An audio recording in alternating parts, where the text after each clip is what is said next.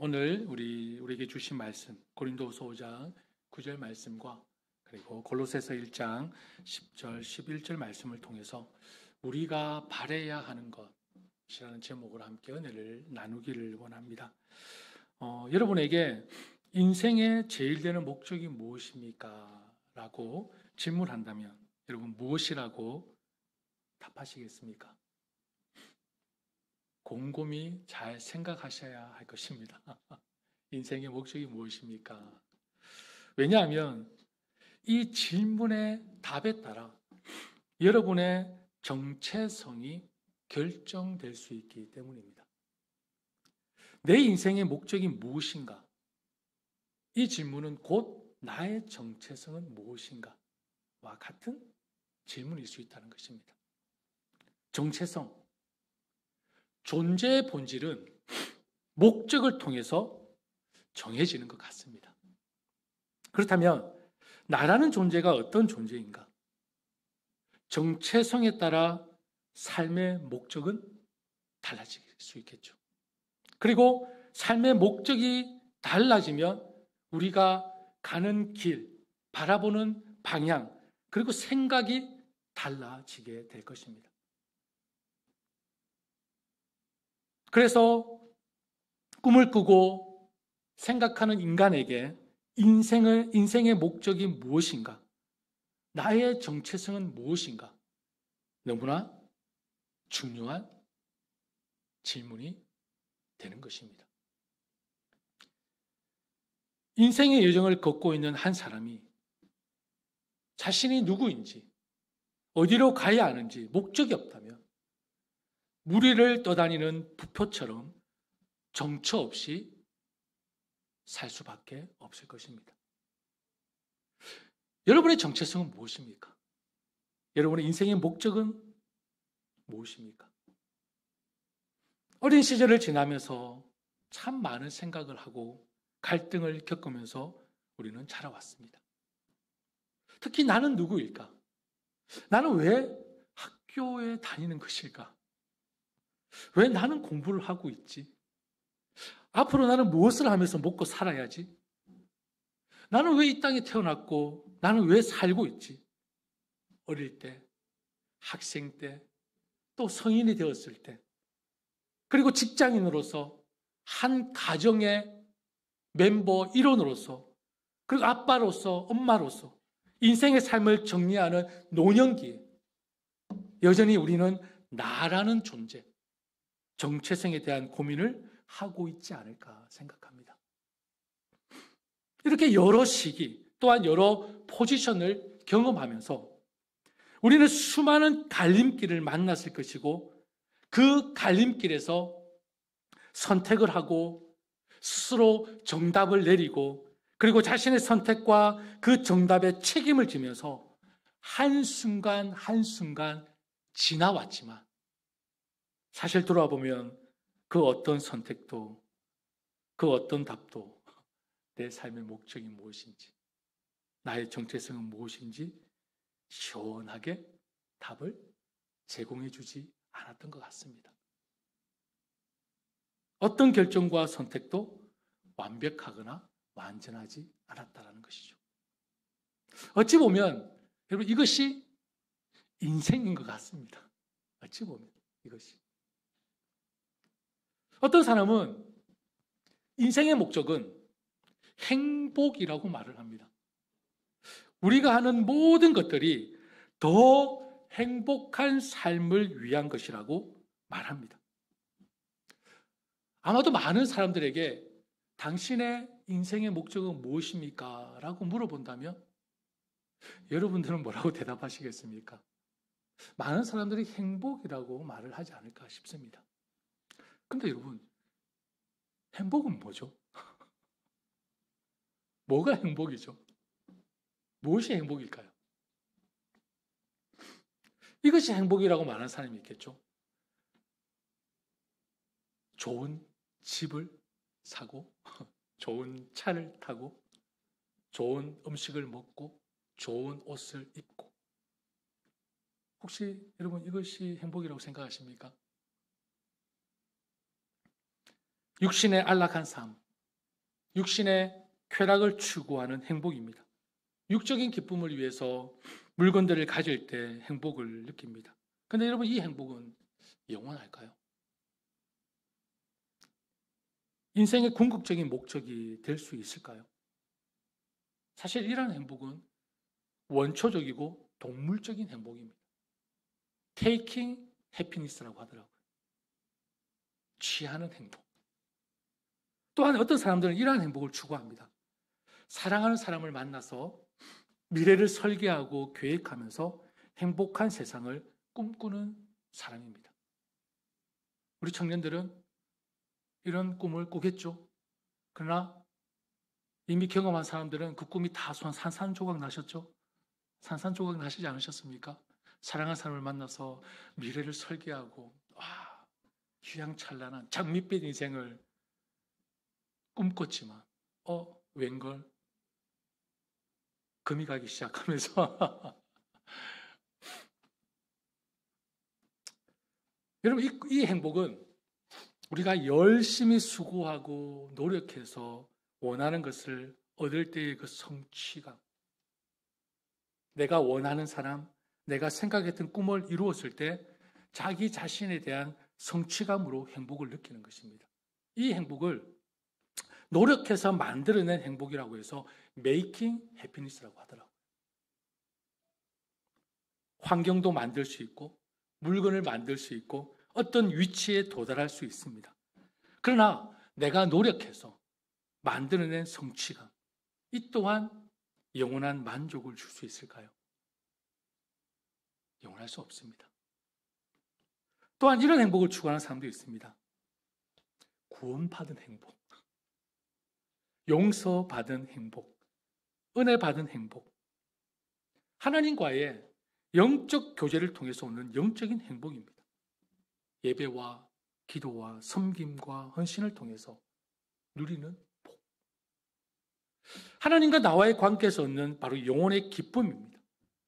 하나님으로부터 오는 기쁨이 넘치는 것입니다. 아무 조건 없이 주신 그 은혜와 사랑을 통해 내 영혼의 기쁨이 넘칩니다. 그 기쁨을 주체할 수 없어서 하나님께 기쁨으로 나를 드립니다. 또한 다른 영혼을 섬기고 교회를 위해 봉사하고 이 모든 것이 하나님 때문에 그저 기쁩니다. 그래서 하나님께 나를 드리고 싶습니다.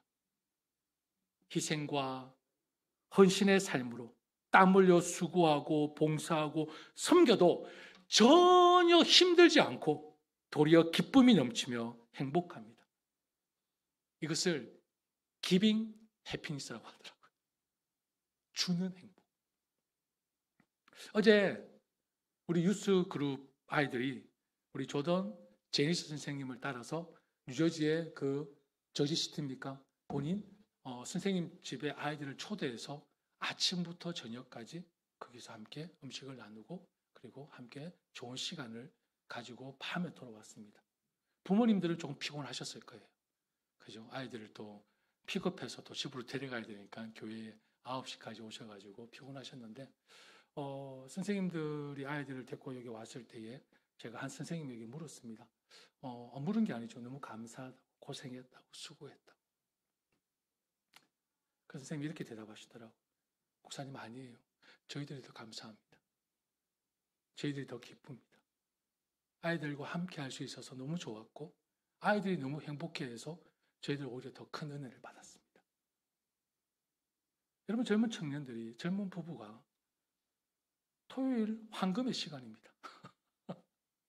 자기들 하고 싶은 게 있을 것이고 자기들 누리고 싶은 게 있을 것인데 그 토요일에 자신의 시간을 내어서 자기네 집을 제공해서 자기의 물질을 제공해서 아이들과 함께 기쁨을 누리는 것. 그들 마음에 뭐가 있다? 하나님이 계시기에. 저들의 마음에 하나님이 계시기에 오히려 섬김을 통해 기쁨을 얻는 저들을 통해 저도 은혜를 받고 참 감사했습니다. 제가 감사하다고 했는데 오히려 저는 2배의 감사를 받았습니다.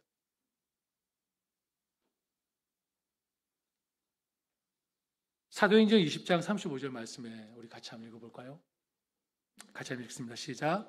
나는 모든 일에서 여러분에게 본을 보였습니다. 이렇게 힘써 일해서 약한 사람을 도와주는 것이 마땅합니다. 그리고 주 예수께서 친히 주는 것이 받는 것보다 더 복이 있다 하신 말씀을 반드시 명심해야 합니다. 라고 말씀합니다.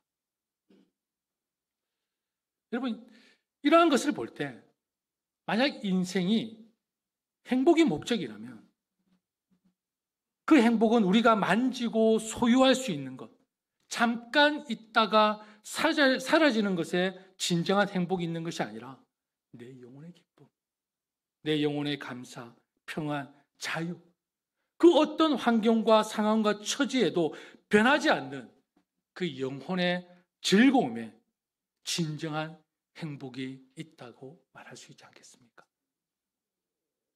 이처럼 진정한 행복이 영혼의 행복을 추구하는 것이라면 하나님을 믿는 그리스도인으로서 영혼의 행복이 무엇인가? 영혼의 행복이 무엇인가?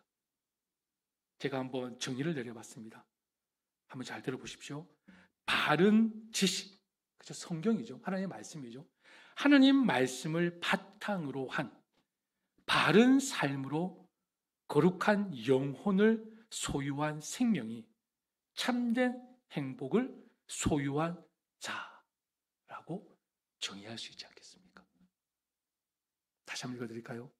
바른 지식, 하나님의 말씀을 바탕으로 한 바른 삶으로 거룩한 영혼을 소유한 생명이 참된 행복을 소유한 자라고 저는 정의하고 싶습니다. 오늘 함께 읽은 골로새서 1장 10절 말씀에 여러분이 주님께 합당하게 살아감으로써 모든 일에서 그분을 기쁘게 해드리고 라고 말씀합니다. 바울은 골로새 교회가 주께 합당하게 행하여 주를 기쁘시게 하는 삶을 살기를 간절히 기도하고 있습니다. 여기서 여러분 합당이라는 말은 그 단어를 헬라어로 악시오스라고 합니다. 우리말로 조금 더 편하게 설명하면 알맞게 라는 의미입니다. 잘 맞는 옷처럼, 나에게 딱 맞는 옷처럼 적절하고 어떤 가치의 품격에 어울리는 것을 가리키는 단어입니다. 하나님께 합당히 행하는 것이 그리스도인으로서 마땅한 삶의 기준이 되어야 한다는 것입니다. 자, 하나님 앞에 합당하게 행하기 위해서는 무엇이 필요합니까? 여러분, 하나님 앞에서 합당한 삶을 살기 위해서는 무엇이 필요합니까? 웨이크업. 여러분, 하나님 앞에 합당한 삶을 살기 위해서 무엇이 필요하죠? 말씀이 필요하잖아요. 당연히 말씀이 필요하죠. 아니, 하나님 말씀을 모르고 어떻게 합당한 삶을 살 수 있습니까? 하나님 앞에서 합당한 삶을 살기 위해서는 반드시 말씀이 필요합니다. 말씀이 필요합니다.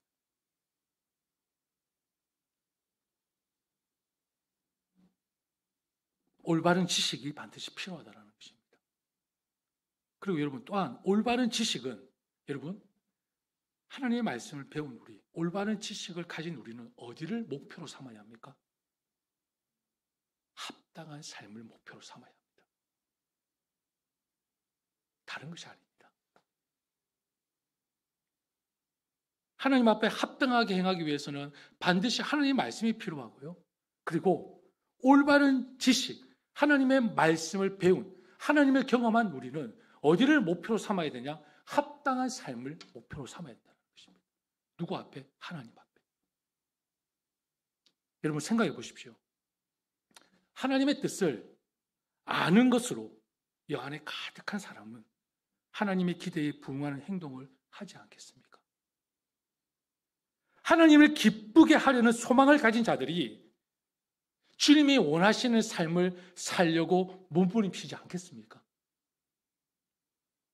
하나님을 더 알아가기 위한 마음이 합당한 행동으로 이끌 것이며 그 합당한 행동은 하나님을 기쁘시게 하지 않겠습니까?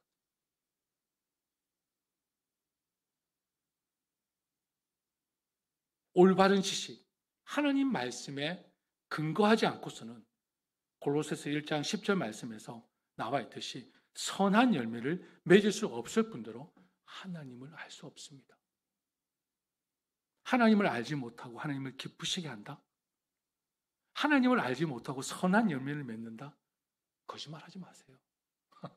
절대 그럴 수 없습니다. 하나님을 알지 못하고 하나님을 기쁘시게 한다? 하나님을 알지 못하고 내가 성령의 열매를 맺는다? 거짓말입니다. 그것은. 여러분 어디 가서 속지 마세요. 여러분 1643년 7월에 웨스트민스터 종교회의가 소집이 되었습니다. 영국 런던 웨스트민스터에서 참석자 151명, 그 중에는 상원 의원도 있었고요, 하원 의원도 있었고 신학자, 목회자들로 구성되어서 여러분 장장 5년 7개월 동안에 걸쳐 신앙 고백서와 대요리 그리고 소요리 3개의 문서를 작성합니다.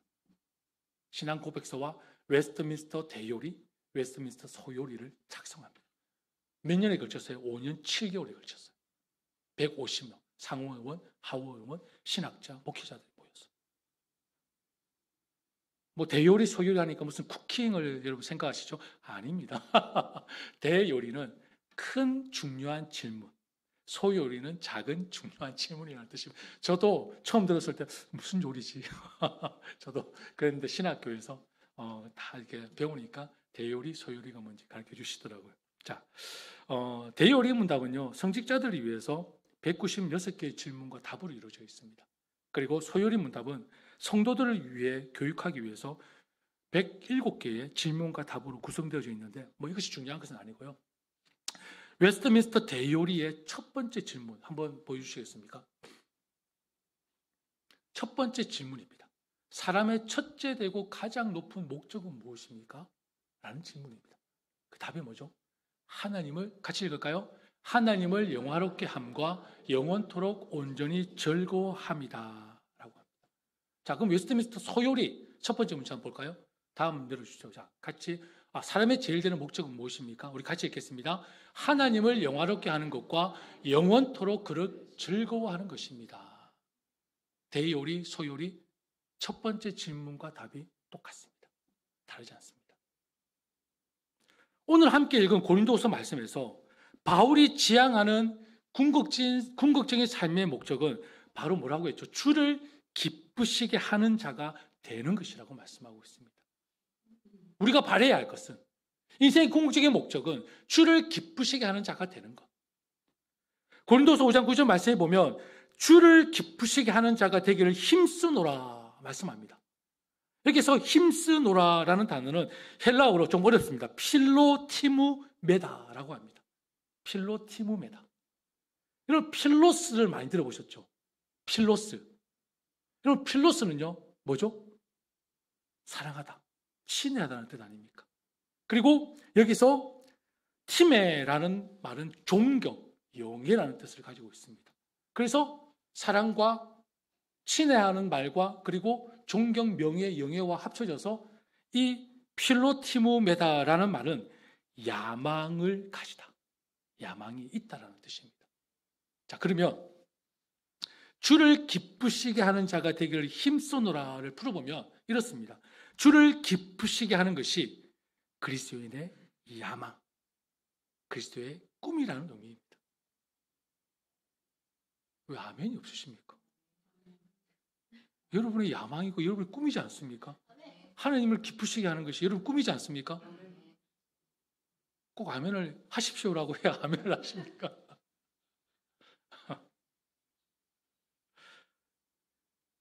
세상이 생각하고 세상이 기대하는 야망, 꿈과는 완전히 대조적입니다. 그리스도인의 소망은 세상과 다르게 자신을 중심으로 하지 않고 누구를 중심으로 합니까? 하나님을 중심으로 합니다. 세상의 꿈과 야망은 자신이 중심입니다. 그러나 그리스도인의 꿈, 그리스도인의 야망은 누가 중심이죠? 하나님이 중심이십니다. 이 의미는 인생의 진정한 목적, 인생의 진정한 행복은 눈에 보이는 이 세상의 것, 거짓되고 영원하지 않은 것을 획득하고 성취하고 소유하는 것이 아니라 온 세상 만물을 창조하시고 다스리시는 하나님, 과거와 현재와 미래의 주인 되시는 하나님의 손에 무엇이 있다? 인생의 목적과 인생의 행복이 있다는 것입니다. 그래서 사도 바울은 우리가 죽든지 살든지 주를 기쁘시게 하는 자가 되기를 힘쓰는 것이 우리가 이 땅에서 바라야 하는 것이고 담대하게 원해야 하는 것임을 분명하게 고백하고 있는 것입니다. 그렇다면 여러분, 우리가 바라야 하는 것이 주를 기쁘시게 하는 사람이 되는 것인데, 그렇다면 주를 기쁘시게 하는 자는 어떤 사람입니까? 여러분, 어떻게 하면 주를 기쁘시게 할 수 있죠? 여러분, 어떻게 하면 하나님을 기쁘시게 할 수 있습니까? 여러분, 지금 그것도 모르고 신앙생활 하셨어요? 아니, 많게는 몇십 년, 작게는 몇 년을 신앙생활 하셨는데 뭐 때문에 신앙생활 하신 겁니까? 하나님을 영화롭게 하고 하나님을 기쁘시게 하기 위해서 신앙생활 하신 거 아닙니까? 아닙니까? 예, 그를 믿는 것입니다. 근데 여러분, 그를 믿는 것이 어떤 것입니까? 주를 기쁘시게 하는 것이 무엇입니까? 무엇보다 가장 중요한 게 선행이 되어야 되는 것이 있습니다. 하나님을 깊이 알아가는 것이 먼저입니다. 하나님을 깊이 알아가는 것. 그래야 하나님을 어떻게 하면 기쁘시게 할까라는 질문에 답을 찾을 수 있지 않겠습니까? 여러분이 노력을 할 것입니까? 여러분이 가진 것으로 뭘 기쁘게 할 것입니까? 천만에요. 절대 기쁘게 못합니다. 하나님을 깊이 알아가야 어떻게 하나님을 기쁘시게 할까 답을 찾을 수 있지 않습니까? 그게 중요한 것입니다, 여러분. 아닙니까? 반대로 하나님을 어떻게 하면 기쁘시게 해드릴 수 있을까? 여러분, 하루에 얼마나 생각하십니까? 솔직하게. 오늘 하루를 살아가면서 오늘 나는 하나님을 어떻게 기쁘시게 할 수 있을까? 이렇게 질문하면서 하루를 시작하시는 분. 그죠? 그래야 제가 말씀을 좀 더 담대하게 선포할 수 있겠죠. 하나님을 어떻게 하면 기쁘시게 할 수 있을까? 날마다 물어보고 생각하고 이 질문과 함께 살아가는 사람이 하나님을 깊이 알아갈 수 있지 않겠습니까? 다른 질문이 아니죠.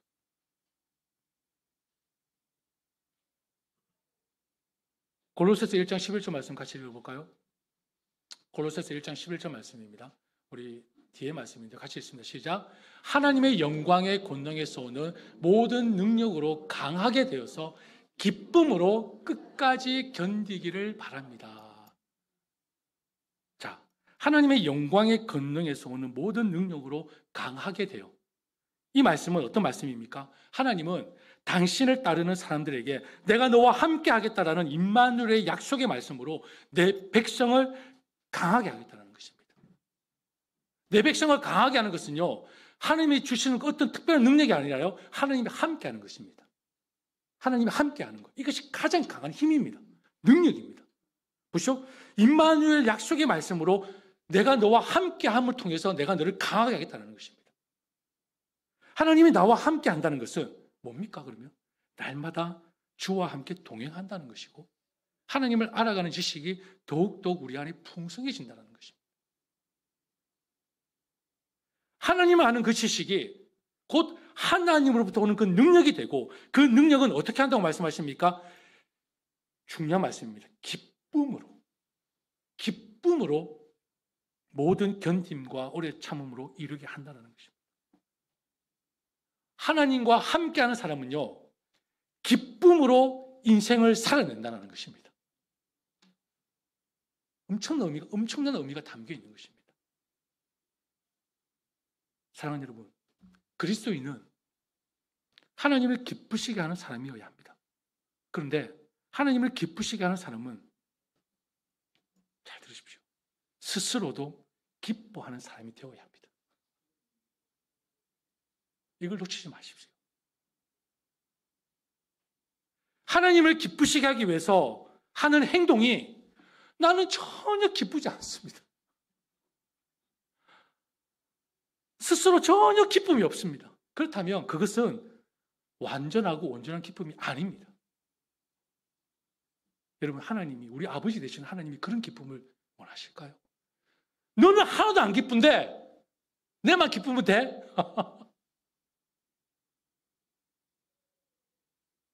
여러분, 진정한 신앙은 하나님도 기쁘고 나도 기쁘고, 하나님도 사랑하고 나도 사랑하고, 하나님도 사랑하고 이웃도 사랑하고, 이것이 조화를 이룰 때 하나님이 기뻐하시는 그리스도인의 모습, 그리스도인의 삶을 갖출 수 있다는 것을 절대 잊지 마십시오. 우리 집 막내 이한이가 처음 오신 분도 있으니까 이제 3살입니다. 이제 막둥이가 있는데요. 막내 이한이가 어느 날 신발장에 있는 신발들을 다 꺼내놓고 일렬로 쫙 정리를 해놓더라고요. 이렇게 가지런히 한 짝 한 짝 일렬로 정리를 해놨습니다. 제가 물었습니다. 이한아, 뭐 누가 시킨 것도 아닌데 신발들을 이쁘게 잘 정리해 놓았네. 왜 이렇게 신발을 잘 정리해 놨지? 이한이의 대답이 참 은혜가 되었습니다. 엄마가 좋아하니까. 엄마가 좋아하니까. 그러면서 이한이도 환하게 웃더라고요. 웃으면서 막 너무 행복해. 엄마가 좋아하는 걸 생각하니까 자기도 행복한지. 엄마가 좋아하니까. 참 얼마나 귀엽고 사랑스러운지. 사실 여러분, 막내가, 우리 막둥이가 정리해 놓은 그 신발들은요, 다 치워야 밖에 나갈 수 있습니다. 문 앞에다가 다 일일로 세워놨어요. 열심히 지가 힘들게 이렇게 신발을 쫙, 엄마, 그래도 자기 신발 제일 앞에 놨더라고요. 자기 신발을 쫙 이렇게 해놓고, 그 다음 엄마 아빠 신발인데, 어차피 다 치워야 밖에 나갈 수가 있습니다. 그런데, 아빠의 마음은 하나도 번거롭지 않았습니다. 아빠의 마음은 짜증나지도 않고 화나지도 않았습니다. 오히려 얼마나 귀엽고 예쁜지. 엄마가 좋아하니까 그 한마디가 참 좋았습니다. 저는 그 한마디가 너무 좋았습니다. 이한이가, 막둥이 3살짜리가 자기 스스로 누가 시키지도 않았는데 신발을 정리한 것은 그냥 단순히 엄마가 좋아하니까. 다른 이유가 없습니다. 여러분, 우리 막둥이가 엄마 아빠를 위해서 무엇을 한들 그게 얼마나 대단하고 그게 특별하겠습니까? 그게. 아무리 도움이 되지 않습니다. 사실. 고사리 같은 손으로 뭘 해봐야 얼마나 할 수 있겠습니까? 그래도 이한이가 엄마의 마음을 기쁘게 하는 것은, 이한이가 엄마의 마음을 기쁘게 하는 것은 무엇입니까? 아빠의 마음을 기쁘게 하는 것은 무엇입니까? 그냥 엄마를 향한 마음이었습니다. 아빠를 향한 마음이었습니다. 그 마음에 다른 이유가 있는 것이 아니라 그냥 엄마가 좋아하니까. 그뿐입니다. 그냥 아빠가 좋아하니까. 그뿐입니다. 다른 이유가 하나도 없습니다. 그냥 하나님이 좋아하니까. 그냥 하나님이 기뻐하시니까. 우리가 뭔가 엄청난 계획을 가지고 기획을 하고 엄청난 것을 준비했다 하더라도 여러분, 온 세상을 창조하신 하나님께 무슨 만족을 드릴 수 있겠습니까? 우리가 아는 그 결과물이 하나님께 뭐 얼마나 만족을 줄 수 있겠습니까?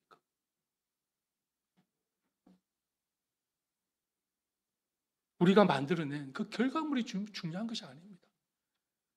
그 결과물을 만드는 그 안에 우리의 마음이 중요한 거죠. 그 과정에 우리의 마음.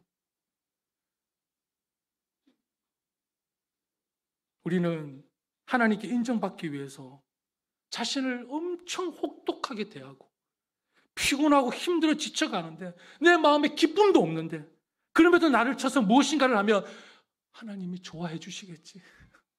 하나님 뭔가 인정해 주시겠지. 여러분, 그러지 마세요. 그렇게 신앙생활 하지 마세요, 여러분. 여러분, 부모로서 내 자식이 그렇게 살아간다면 부모의 마음 기쁘십니까? 내 자녀는 하나도 급힘 없는데,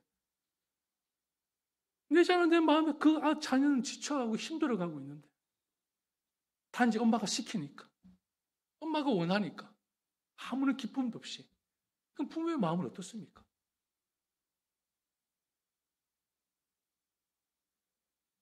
부모의 마음도 여러분 기쁨이 없습니다. 그 자녀를 볼 때 기쁨이 있겠습니까? 여러분, 주를 기쁘시게 하는 것. 하나님이 기뻐하시는 것은요, 하나님도 기쁘고 나도 기쁘고, 하나님도 사랑하고 나도 사랑하고, 하나님도 사랑하고 이웃도 사랑하고, 그 마음이 하나님을 기쁘시게 하는 것입니다. 이것이 온전한 신앙 생활입니다. 우리가 무엇인가를 노력해서 만들어낸 결과물이 아니라 어떤 상황과 어떤 처지에 있다 할지라도 날마다 하나님과 함께하는 그 능력으로 기뻐하면서 감사하면서 살아내는 그 마음을 하나님이 기뻐 받으시고, 그리고 그런 사람이 주를 기쁘시게 하는 사람이라는 것입니다. 기쁨으로 어떤 환경과 처지에도 살아내는 사람. 기쁨. 그게 바로 하나님이 원하시는 그리스도인의 삶이라는 것입니다. 사랑하는 여러분, 하나님은 저와 여러분을 통해서 기뻐 받으시기를 원하십니다.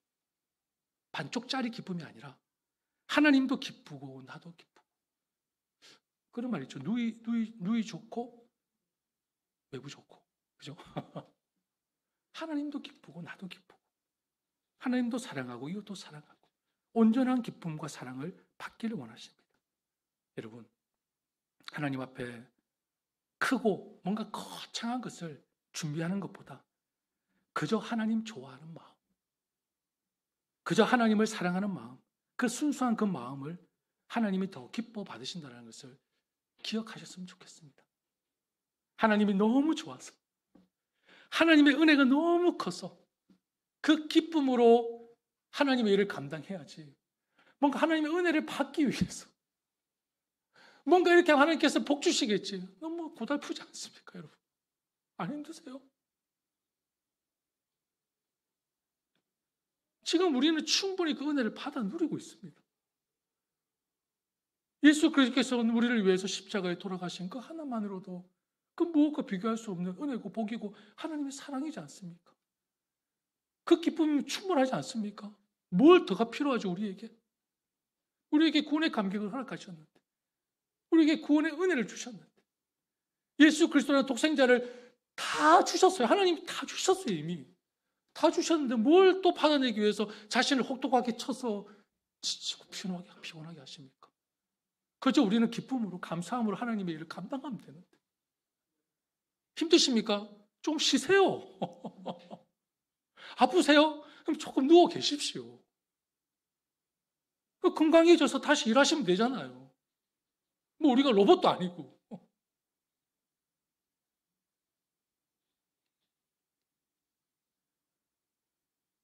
하나님이 너무 좋아서, 하나님의 은혜가 너무 커서, 하나님 그 어떤 사랑과 비교할 수 없어서, 하나님 저 너무 기뻐서 하나님의 일을 감당합니다.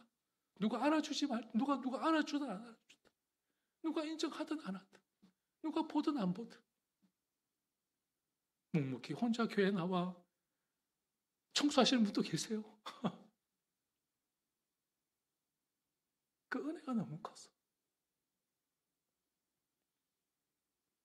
여러분, 한없이 부족하고, 한없이 연약하고, 한없이 무지하고, 한없이 어리석고, 여전히 실수투성이 나지만, 그럼에도 내 마음 안에 단 하나, 하나님을 향한 일편단심.